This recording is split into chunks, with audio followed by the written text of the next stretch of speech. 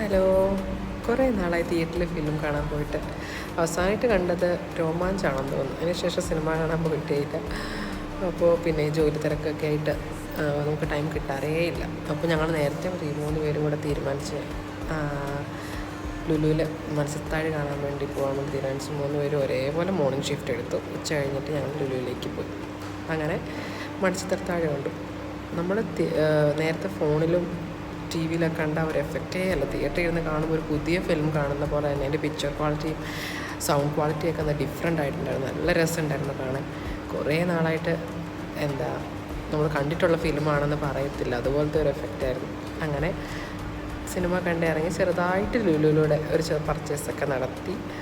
അങ്ങനെ ഒന്ന് ചെറുതായിട്ട് കറങ്ങി അടിച്ച് നടന്ന്